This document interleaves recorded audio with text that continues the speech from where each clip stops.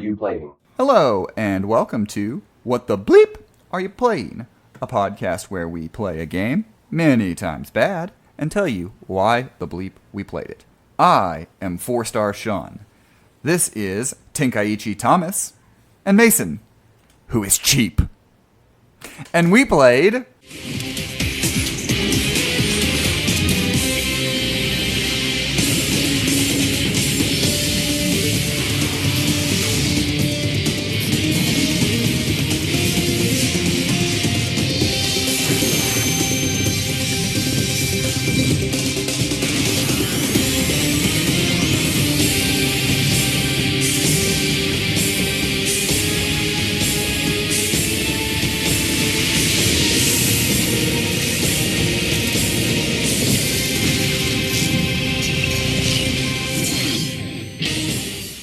Super Dragon Ball Z. Well, damn. I don't appreciate the call out, but I'm not going to say it's wrong. I'm not cheap. I spend $1 at the gas station, not 50 cents. The name comes because I'm a little bitter. Mason absolutely handed me my ass in playing this game. Listen. Sean's really good at finding cheap moves. I'm really good at finding cheap characters. So, of course, Mason was like, what if I played Cell? And then Thomas looks up the tier list and is like, oh, yeah, that's the S-tier character. Well, hold on. In my defense, we only looked that up after the first time I played Cell. We know, that's what you're saying. You're good at picking them. But also tier lists don't mean shit. They don't always, but that is what people who have played this game rank the character. Super Dragon Ball Z, which is now probably my favorite Dragon Ball game because shock of all shocks, it's an actual goddamn fighting game. It's definitely better than the last Dragon Ball game we played. Second favorite, I really do like Fighters. Yeah, up until Fighters, this is probably the only true competitive type fighting game that had come from this franchise. Mm-hmm. There may be a few in Japan, but usually they have a lot of gimmicks and different things to make your Dragon Ball anime-ass fights happening. And this is very much a fighting game first and a Dragon Ball game second. Whereas when we played Budokai, that's more of a Dragon Ball. That's a Dragon Ball game first. A fan service game second, and a fighting game third. And a fighting game somewhere down the line.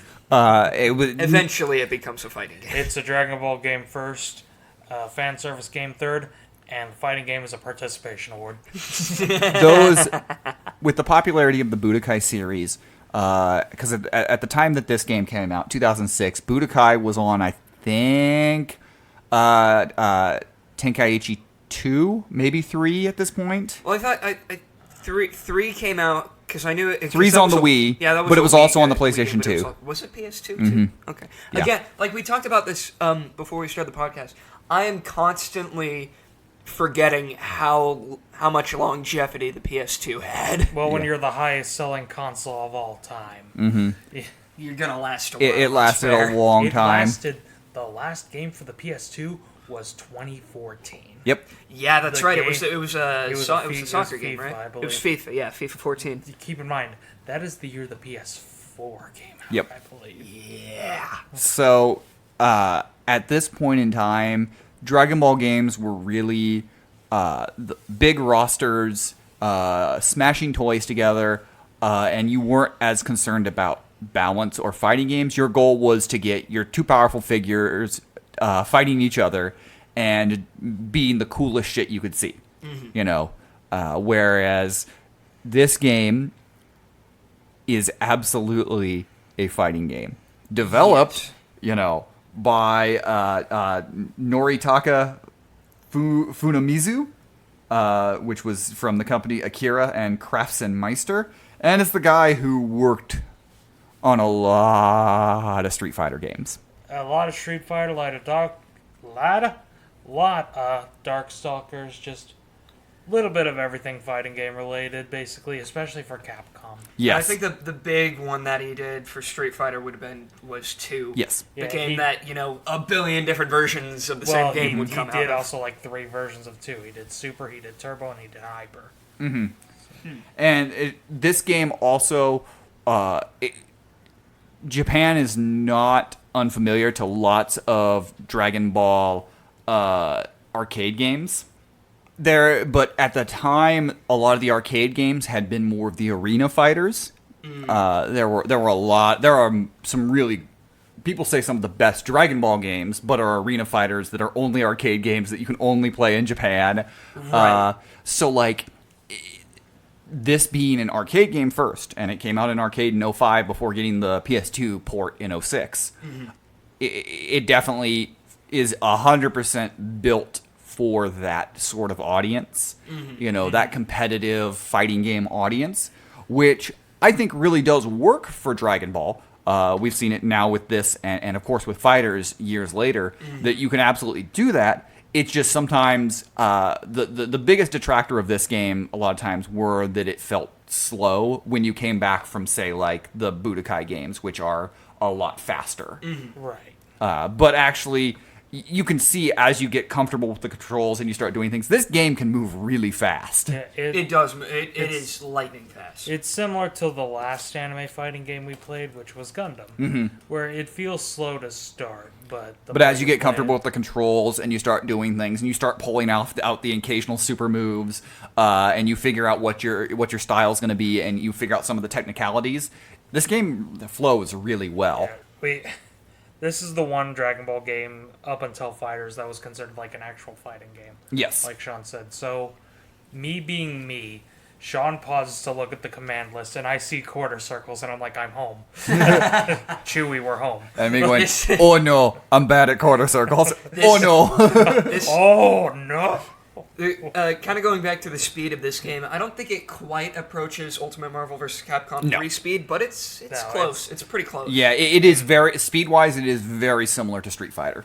Yeah, Street Fighter. Very similar. Which is honestly where this guy's comfort zone is. It feels a lot like he also worked on some SNK games, so to me it felt very similar to a King of Fighters. It did, actually, yeah, a lot of that. So I think because of the pedigree behind this game, that you would think that there might be an audience for it. You'd be right in Japan. You'd be right in Japan, yeah, but here, no. But not really. everywhere else, It kind of was just kind of not looked at well in the States. It wasn't that it wasn't reviewed well. It's got mostly 7s out of 10s. Across the board, there's a few lower numbers. I feel like I saw that like XPlay had it gave it like a 3 or something like that, 3 out of 5. I thought you meant like 3 out of 10. I was like, God damn, or a 6 out of 10. Wow. Yeah. So like I think its low score was a 5 out of 10. I think I saw. So like really, yeah, Eurogamer gave it a 5 out of 10. That is. But majorities are 7s. It's majority 7. It was a 74.38% on game rankings and 72 out of 100 on Metacritic. So yeah, that seems more like that seems more realistic for this game. Like a 7 out of 10 is, I think, more with this game. Like a 5 out of 10 game for me is a game that makes me feel nothing playing it, and this certainly wasn't that. I had a good time with this game. It was very fun. It was a 7 out of 10 sort of fun. It wasn't like a 5 out of 10 to me would be like really boring. And this was not boring at all. Yeah, 5 out of 10 to me is like I'm with Mason. Like 5 out of 10 is just I feel nothing. yeah, Like I just That- could not care. that it's not bad, but you just don't have much feeling for it. Yeah, you know? yeah, That's exactly, yeah. exactly. Whereas this, there's a lot to this game. It is to give you a couple of the numbers on it. It is the 6th PlayStation 2 Dragon Ball game to be released. 7th if you're counting the repackaging of Budokai 3 for Greatest Hits, but 6th different game. Right. So we had the 3 Budokais, Tenkaichi 1 and 2, and Super Dragon Ball Z. They actually would later package this game with Tenkaichi 1 and 2 as a trilogy game set to try to boost the sales. It also released at, instead of, full price of a lot of games, it released in America at $40. Wow. So, instead of like 50 or 60, I think they kind of knew that this maybe was going to struggle a bit in the American audiences and tried to do things to make it sellable. when it comes to fighting games, American audiences, they normally just stick with what they know. They stick with our Street Fighters. They stick with our Mortal Kombats. They're a very loyal breed. Other fighting games don't really do things here. Like, who's ever heard of Melty Blood? Or who's ever... Yeah, exactly. Or who's ever heard of Super Dragon Ball Z? Especially when most Dragon Ball fans in the U.S. probably want those more arena fighter stuff. And I'm not saying that's a bad thing. No, I'm just saying that's I what love. they wanted. There's so many of the arena fighters I love in this franchise. So like, yeah, but this franchise, something that we've talked about in a couple of game franchises, is you can get trapped in doing the same thing all the time, and this franchise can absolutely be in so many different genres and types. Yeah. So I don't like when it just gets pigeonholed into one type of either fighting game or just type of franchise. Yeah, and kind of going back to what Thomas was saying, there is sadly a reason why games like Clay Fighters and Shaq Fu didn't have a really big professional ring to them. They just didn't catch on. I like how I make a legit point every time it's like, yeah, shame this bad thing didn't catch on. I say that, but I do that shit too, so I'm a fucking hypocrite, so... I think my final point on kind of the reaction to this game, it also was in kind of the dead period of Dragon Ball. GT had fully finished, I think, a year, maybe 2 years before this. And now a lot of people like GT. GT is kind of, it's American finish, obviously. It finished in Japan in 96, so, but in America it fully aired.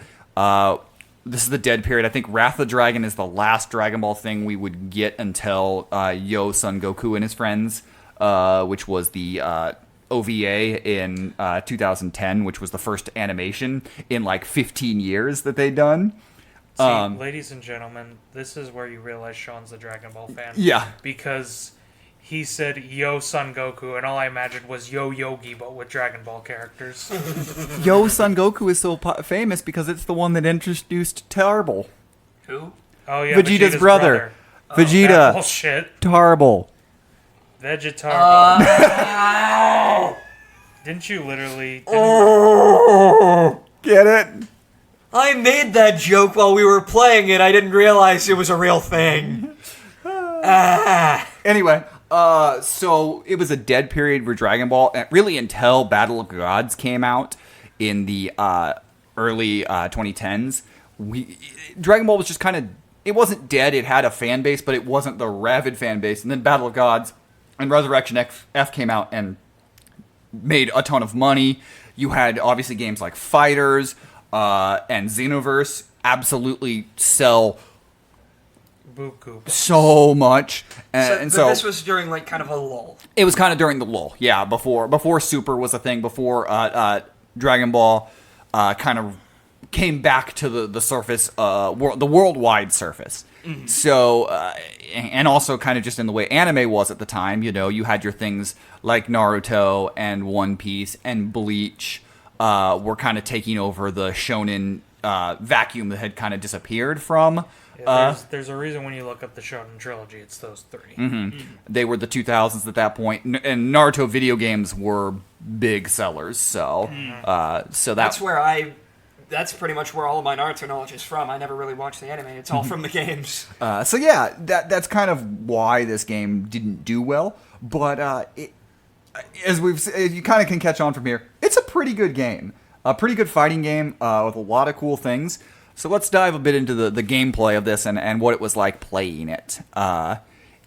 Street Fighter. Yeah. Well, we played a bunch of verses, but we also did explore some of the one-player stuff. There's a lot of customization that we didn't really get into a ton playing, but you can customize your character, and as you unlock stuff, you can build kind of the skill set you want for your character, which is it just spells competitive play. It also kind of feels like a precursor to what the Xenoverse games would do. Very early precursor, but yeah, but a little bit. I get what you're saying. And if this game had been online, like it's set up like the cards, it feels like it's a precursor to a lot of that online gameplay stuff. Mm-hmm. But our primary gameplay that we did was in the versus mode. That is where we sat the majority in this. I say it plays like Street Fighter, but this game is in the third dimension. Mm-hmm. It has kind of the 3D fighting thing like Tekken or something. Yeah, I was gonna say it almost feels like a kind of a halfway point between like a Street Fighter and a Tekken. Yeah. Yeah. Considering where Street Fighter was at this point, and Because this was 2006. yeah, Yeah, I wasn't doing great. yeah. So like, 2D fighters in general weren't great. They weren't. 2D fighters didn't do shit until Street Fighter 4 came out in 2008, which single-handedly revived the genre. But that wasn't here. Then the last Street Fighter mainline game was in 1997. So you've got a lot of the Tekken and Soul Calibur elements of being able to move all around and dodge, not just back and forth, but left and right. I didn't really feel like the fighting took as much advantage of the third dimension as like Tekken does. I don't think it did as much because, again, it is very the Street Fighter style, which is very much in the 2D plane.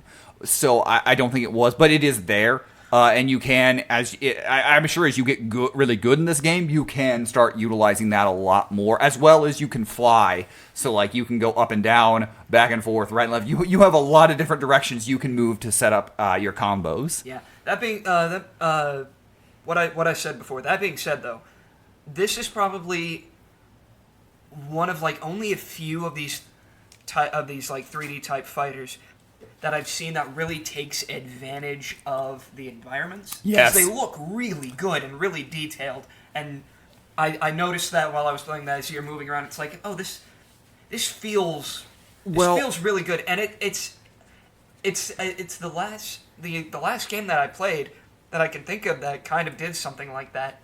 Admittedly, it was the very first game we played on this podcast, Rise of the Imperfects, as we continue to call back to it. Even though I don't think the environments really looked that good, they were pretty interesting looking. They took advantage of the space really well, and this game does the same. Something that Budokai 3 really started to capitalize on was destructible environments. Like your environments changed, you got to throw each other through walls.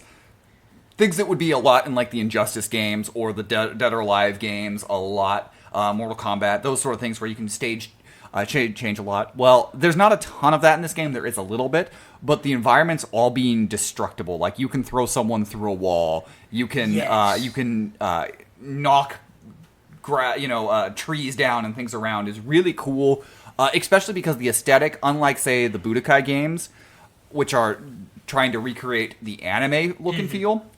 This is very much the manga look and feel, but colorized. yeah, Yes. and I really enjoyed the look of this game. Let's get that out of the way. For a 2006 game, this game is damn gorgeous. This Yes. game looks really. It's probably the best looking game I've ever seen on the PS2 because it looks like an early GameCube game, which I know sounds like an insult, but it's not. It's a compliment. I definitely wouldn't say best looking, but I think in terms of stylization, they stylized it in a way so those graphics stayed really good. Yeah, this is well. the way that I think PS2 graphics are very hit and miss sometimes, but stuff like this, Okami, Beautiful Joe, Yes. that kind of style really popped on the PS2. Yes, and you can say the same thing on the GameCube with things like Wind Waker. Yes. That cell shaded look. And again, if we do ever go down the Budokai 2 or 3 rabbit hole on this podcast and talk about either of those, they did go to the shell shaded look instead of the blocky models of the first one. Yeah, which yeah. it looks it just for anime based games, making them look more of the manga aesthetic, I think works really well instead of the blockier look that we saw in Budokai, or later on we would see in Jump Force. Yeah, that's where I was going to go. Or even this isn't a terrible looking game, but One Piece World Seeker goes for the more realistic environments. And Jesus Christ, it's not terrible, but it's one of those things where it's like, why did they go that route? Yeah. The big question mark. Yeah. Kind of going back to the destructible environments thing. One of my favorite things that you can do in this game. It's one of my favorite anime tropes. Is when you punch or kick someone into a wall, they slam into it, and the wall around them breaks. I really love that.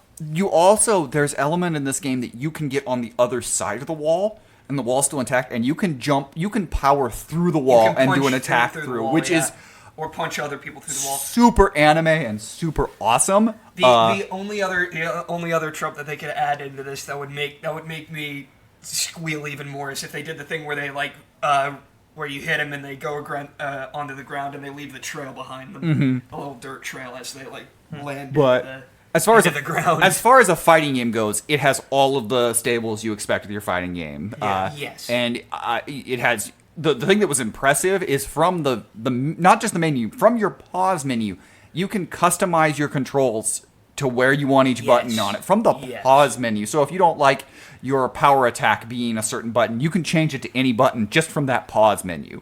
Which is actually, like, a lot of games would have that from a main menu, but in the pause menu, I was like, that is really cool. Yeah, it is cool that you can change them on the fly like that. Yeah, and so it felt very tailored to being able to make it your style. Like, you could become, you could make it how you wanted to play the game. You have a lot of customizable ability to do that. And honestly, we said this plays like Street Fighter, but the more I'm thinking about it, that's only with the motions. It's only with quarter circle and whatever. Because Street Fighter has 6 attack buttons. This has 2, but it doesn't feel like limited at all. It still feels really fun and really solid.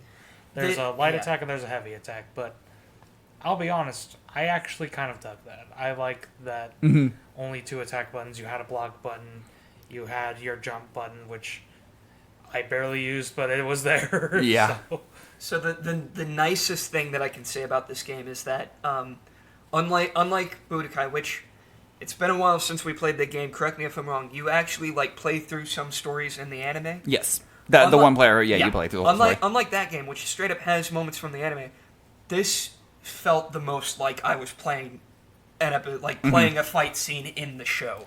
And the Budokai didn't really feel like that. In this one, I could feel as they're punching past each other and flying around and stuff and pushing people away. I felt like I was playing a fight scene that I could watch in the anime, and that felt really awesome. Yeah, which is something I think when Dragon Ball gets its games right, it's when you get that feeling. Yeah. You can go back to I can't remember if it's Super Butoden or if it's the other Super NES game, but one of them, your health and your energy is tied to the same meter. So the lower your health is, the bigger attacks you can pull out, and it has that feeling of if you have low health, you can pull out your supers there and make comebacks. When you were explaining it, I thought it was the lower health, the lower no. bar. So I was like, well, that kind of sucks. No, the other, I really like that. Yeah, I can't remember if that's Hyperdimension or if that's Super Butoden. Why don't it's one of the two. Games do that? That sounds like an awesome mechanic. Those 2 games, unfortunately, I think Super Butoden only got a localization on the 3DS, which came with the on the store when it was there, and I don't know if Hyperdimension ever had a localization. The store when it was there, rest in peace. Yeah. Rest in peace, the 3DS eShop. But rest in spaghetti, never forget it. So at this point, Dragon Ball fans in America had gotten Final Boot, Budokai 1 through 3, Budokai Tenkaichi 1 and 2, Ultimate Battle 22. As far as fighting games in America, we'd gotten. So to finally get a fighting game, I this maybe goes back to some of the reaction of it, but also it really feels like this game came out at the wrong time. Yeah. That's kind of my feeling. If it had come out maybe a few years later, after maybe some of the burst limits and the raging blasts, as the arena fighters were kind of finishing off their reign, I think this game might have found a bigger audience. But I just had a whole lot of fun playing this game, even though I am very bad at Street Fighter games, so I was not good at this game. Yeah. Also, kind of an odd change of subject. I actually really like the roster of this game. Yes. It is small by Dragon Ball game standards. It's very especially at the time. Small by fighting game standards in general, I think. Yeah. How many characters? I think it's 18 when you unlock them all. That's actually not bad. 18. Because I think you start with 13 characters and you unlock 5. Unlockable. Well, let's put it in perspective. Street Fighter 6 just launched with 18 characters. So, But it is very small for Dragon Ball characters, especially coming off of We're not quite at Tenkaichi 3, but coming off of Tenkaichi 2, which had 50 something, I think it was. Yeah, So. but I like the roster because it feels small and compact, but every character's like, hey, yeah, these guys I want to play as. Like, I want to play as Goku. I want to play as Gohan, Piccolo, Vegeta. Who wants to play as Chi-Chi? Me, bitch. That is one of the big draws of this game. It's the first time Chi-Chi, I believe, appeared in a fighting game. And I believe to this point it is still the only time Chi-Chi from the 23rd Tenkaichi tournament in Dragon Ball, that skin appears. And so it does have that going for it. It also has an unlockable Mecha Frieza that is a redesign from Akira Toriyama. Dragon Ball fans, that's cool. Everybody else, okay. But... Well, there you go. It's like Dragon Ball fans cool, everyone else, what?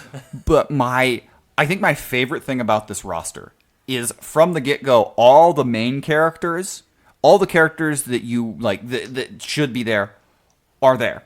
Yeah, you have and the to go. unlockables are just not variations of the characters, but there's nobody aside from unlocking Videl who is the only character who doesn't have a version already there. So you can unlock King Piccolo from Dragon Ball, new Mecha Frieza. You can unlock Majin Vegeta and Ultimate Gohan. All of these, they have versions of their characters already in the game, so it's not like, well, I don't have a Gohan to play. I have to go through all the unlock to unlock, which is one of the things we talked about in Gundam, was the amount of unlockables that it took to get things. And giving you a roster from the beginning, even though it is a small roster of the characters, like the initial characters, okay, I want to play these guys. I think that's really good, and making your unlockables more just like those fun characters. Yeah, I think that's how most fighting games do it.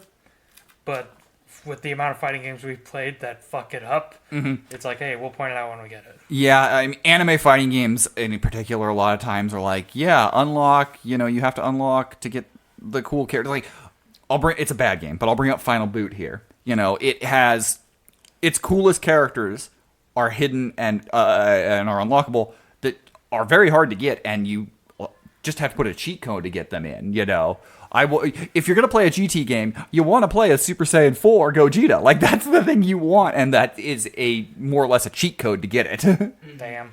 Ultimate Battle 22 as well did that, where if you put in a cheat code at the beginning, it could become Ultimate Battle 27. And you had 5 characters. It was Kid Goku, Master Roshi, and a couple other characters. But, like, it's nice just to have your actual characters from the get-go. And unlocking is about collecting Dragon Balls as you're playing through with your customized character, making a wish, and then unlocking characters. It is actually a really, like, okay, it just wants me to play the game. I don't have to do any weird skill challenges. I don't have to do anything to get it. I just need to play the game. I'll unlock stuff. But this game is built for multiplayer. That's what it is. Yes. It is here for you to be able to play with your friend and play, a incredibly competent fighting game that would have had, if it had popularity, would have had a absolute competitive scene. Yeah, that is one thing that I really like about the unlockable characters, is that they feel obtainable. It's not like, oh, you have to play and win 18 million rounds to unlock Krillin. They're not impossible to unlock. I do really like that. Play for 20 hours to unlock Mewtwo, baby. Yeah, those sort of things. So I think that is just a nice little touch. Is it something like that we should be like, oh my gosh, it's revolutionary or crazy that did this? No, but it's nice little touches to this. Also, just the menus and the UI in this game, really good. Yeah. Oh yeah, really good. Like, the design on this game, top tier. I think if I were to have any complaint on it, other than I'm just bad at a lot of these, the Street Fighter fighting games, I can't, well, it's bad because I'm bad. I think if I'm going to have any, like, minor complaint is when it comes to some of, like, the Dragon Ball-esque things, making them more of the super moves takes away a little bit from, like, playing Dragon Ball.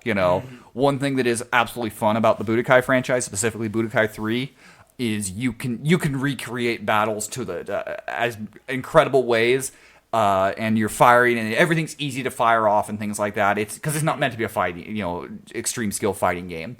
Right. So again, from a Dragon Ball fan, there's a few things that maybe I nitpick on this game, but as a fighting game fan, I think this is legitimately one of the better PS2 level fighting systems. Yeah. It's very solid. I also do give credit for the amount of single player content there is, because there's both an arcade mode, but then there's that Z Tournament arcade mode, which is basically you leveling up your character and going around beating the shit out of anyone who passes. Like, that's honestly, again, that's 2 modes, but for a fighting game fan, there's been fighting games with less. Yeah. And they've come out recently. So. And for Thomas's sake, and that makes this game high up, no ring outs. Yeah, thank Christ. I mean, Yeah. ring outs are fine if you can turn them off or if you have to earn them. Otherwise, fuck them. That's kind of my mentality. Yeah. I know Sean has a soft spot for them, and he made a very good point last season. But it shouldn't change my mind. Fuck them. That's fair. But I think in the end, as far as like all this game goes, having not visited this game, I skipped over this game in the 2000s. I skipped over a lot of Dragon Ball games from Dragon Ball Budokai 3 until my brother got one of the Xbox games and we played that one. I want to say it was Burst Limit, but it might have been. There was another Xbox one. I kind of skipped over for a while and then came back to them with like the Raging Blast games on the PS3. Which are really fun. They are I fun. really like the Raging Blast. I think those are the best of the arena fighters. Yes. But I think there's a large part of me that kind of wishes I hadn't skipped over this game back in the day. Like, this would have been a really fun game to play with my brother at the time because we played Budokai 3, and those were the type of things in the matches we had. This is one that, in hindsight, I'm like, man, I know that a little bit of Dragon Ball, not that the fandom had faded a bit, but like the interest in getting the new stuff had faded a little bit for a few years. I wish I wouldn't have skipped on this one. Like, that's just kind of the thing. As I come back and play it, I'm like, go back in time, Sean. Right. Pick it up. It's that FOMO type thing. Here's my complaint. It doesn't make new cutscenes when you rewrite the canon and have Chi-Chi beat every character. That is something interesting, and I understand that at this point in these sort of games, nobody is buying these games anymore to play the story mode through it, because there's only so many times you can do Raditz to Boo. But look, Ultimate Tenkaichi, not Ultimate, sorry, just Budokai Tenkaichi. I think it was capable in 2. I know it's capable in 3, but like as you play the story mode, if you do something out of canon, that sticks. Really? You can beat Nappa with Chaozu. Oh, Dragon Ball characters. Is that No, that's not the pig, is it? Don't worry It's a about little it. white dude. Yeah. Oh. It's okay.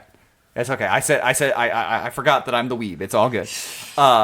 It's fine. Some listener out there is going to be like, But you can do a lot of these things with it, and they stuck in the canon. That's always fun, or at least have alternate storylines. Yeah, like Budokai did. Like Budokai did, or especially Supersonic Warriors 2 on the DS, which we may cover that game eventually because that game is rad as hell. Well, in fact, it's from the same developers as Fighters. Yep. It's fun as hell, and that has a lot of other things. But that has literally, like, you're going through the story mode and you're beating things in your teams, but then it'll have an alternate story mode where something will have happened and you go through all of them. It's really, really, really fun. So, like, those sort of, like, elements that became kind of staples of the franchise in different ways, there's nothing in here. It's just an arcade mode. There's no story behind it. There's no trying to tell you the Dragon Ball story. Which is another thing where, like, this is kind of lacking as a Dragon Ball game. Mm-hmm. But as a fighting game, I think it Yep. surpasses a couple Dragon Ball games. So. And just little touches keeps it going great. Like the Chi-Chi. Having Chi-Chi in it is just really cool. Like, that's just...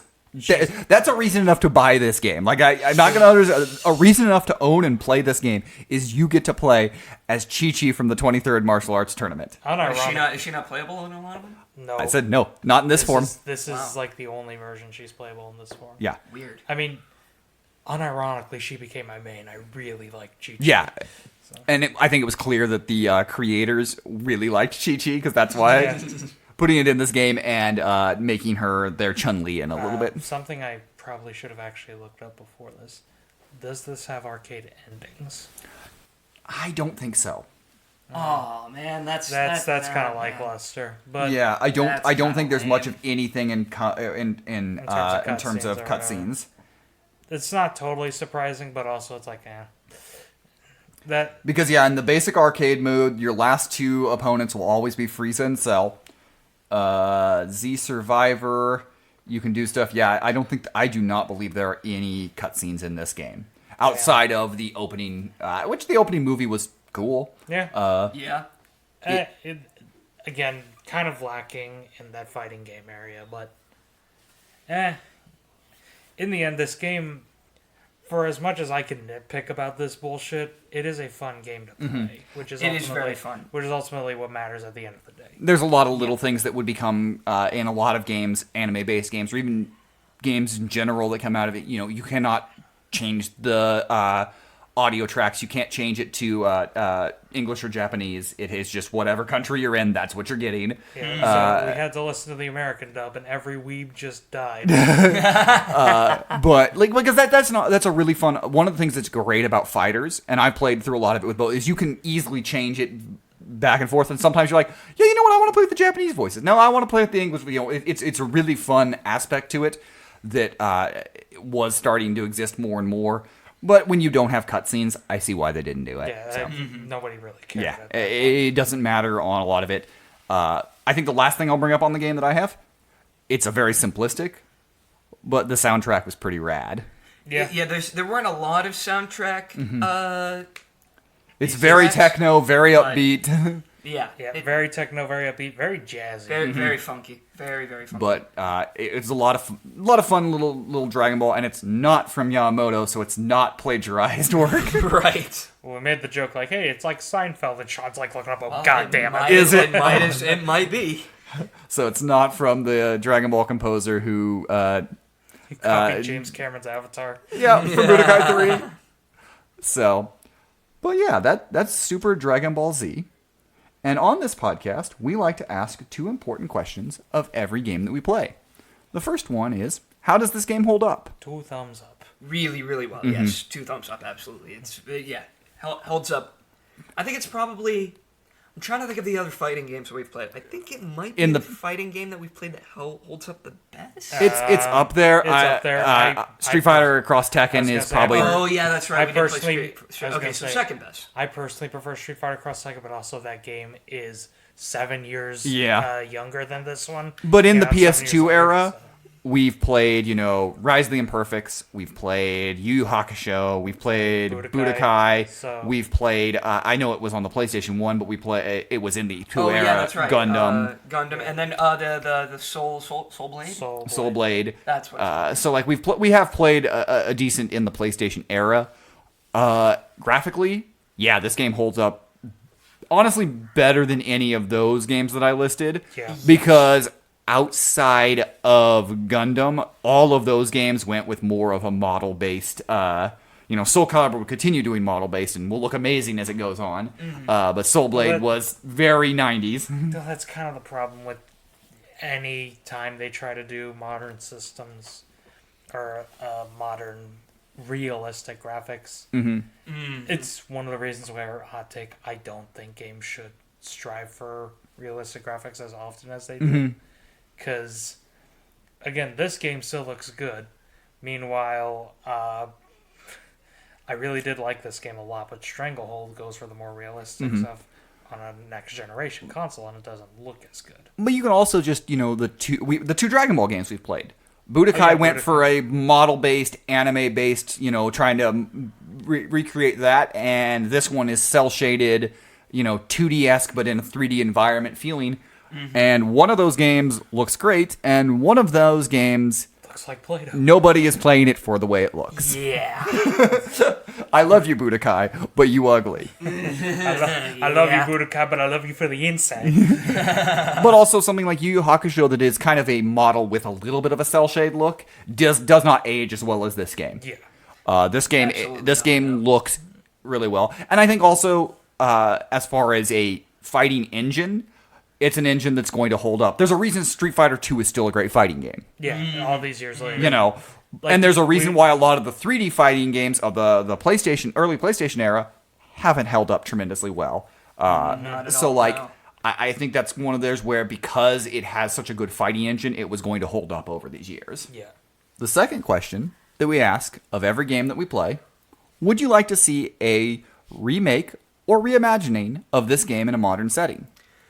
So with this game specifically, I don't think I would really want anything other than like, if it's if there's a port of it thrown onto like the Xbox or PlayStation digital stores or the Nintendo digital store for that matter, I probably wouldn't want anything more than that. But I would like a different Street Fighter game that plays like this, because because Dragon Ball has become so much more than it was when this game came out, and I would like to see more of the newer aspects of Dragon Ball in a game that plays like this. See, I'm kind of on the same page, but I'm going with the opposite direction. Where Dragon Ball kind of has their traditional fighting game now. It's rad as hell. It's fighters. It's really good. Yeah. But also, I would like to see this engine for other animes.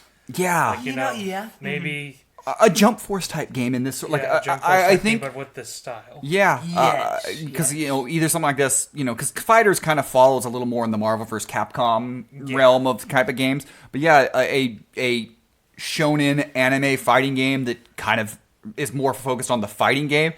That way you're not like sitting there and going, I don't think Naruto can beat Goku, but all right, But in this sort of style, you're not worried about power levels or anything like that. You're just two characters fighting each other. Right. Yeah, exactly. Yeah, that's kind of my thought process. I would like, a Jump Force game, or maybe even something that's based on an entirely different anime. Like, honestly, we talked about Dark Tournament. Maybe Yu Yu Hakusho in a style like this would be pretty good. Yeah, actually would be pretty cool considering the only United States fighting game we got was Dark Tournament. So, for Yu Yu Hakusho. So that would be something that I could see. I don't think I need a remake of this game. As you said, Fighters is a really good fighting game. Also, this game is not that hard to get a hold of. And as we said, it holds up really well. And if you have a PS2, you can just boot it up and play with your friends. Right. What I would like to see is some of these games remastered. I'd love if they put a bunch of the PlayStation 2 era Dragon Ball games on one remastered. Yeah, like one big collection. Yeah, give me the Budokais and the Budokai Tenkaichis and Super Dragon. Give me the PS2 era Dragon Ball games. You can make it 2 games, but make just a remaster. You can update it to an HD remaster look. But all those games are PlayStation-esque controls. You can just put them on a PS5 and you don't have to worry. The controls work. Like, you don't have to do any updates. I don't think I need anything new from this game, but I would love to be able to have it. Like on a more... I legitimately think if you dropped this game now, just an HD remaster of this, maybe with some of those other games, I think this is the game that would stick out as potentially with a more competitive scene if you dropped it today. I could see this game at an Evo. I could see this game at an Evo or something. Absolutely. Yeah, Absolutely. That's kind of where I'd look at this, and also just because Budokai Tenkaichi 3 is really expensive, and I would like this game. Yes. Put them all on a remaster so I can play them all. Infinite World as well. Those are the 2 PS2 games that I don't own that are just so expensive. But why are they so expensive? Are they rare? Yeah, kind of. But I think Tenkaichi 3 on the PlayStation is like $100 and something, and Infinite World might be more. Infinite World was like $200. Yeah, Infinite World was expensive. But I think in the end, I like this game. I like what this game offered. It was something very different to what was being offered at the time. And again, I love the arena fighters. I really do. But sometimes you want a more typical grounded fighting game, and this is where this comes in. It gives you a change of play. And look, we played a Dragon Ball game that Mason didn't spend the entire time going, I don't like it. I was gonna make a similar joke, but more. Mason spent the entire time going, "Who dat?" Yeah. Mason could focus on the gameplay instead of trying to figure out. Confused. Yeah. One of these days, we're actually going to play an anime game and I'll have watched the anime and I will be less confused. Today is not that day, but one of these days. One of these days. It's gonna happen. I'm gonna educate myself on some of that weeaboo stuff. But what do you guys think? do you like this game? Did you get a chance to play it when you were younger, or when it came out, or like me, are you experiencing it later in life? Well, you can let us know. Drop that email to us at bleepyouplaying@gmail.com. That's bleepyouplaying@gmail.com. Or if you'd like us to play a game, maybe there's an anime game or a different Dragon Ball game that you want to see us play and talk about, well, you can do that. Subscribe to our Super Bleephead tier over on Patreon, patreon.com/whatthebleep. That's patreon.com/whatthebleep. No. $15 a month, and we'll play that game as long as it doesn't break the bank. So sorry, if you want us to play Ultimate Tenkaichi 3, No. we're also going to have to win the lottery to go with that. No. You flubbed up the Patreon. Now our subscribers will go from 0 to 0. Woo! And we'll be back next time with some ninjas.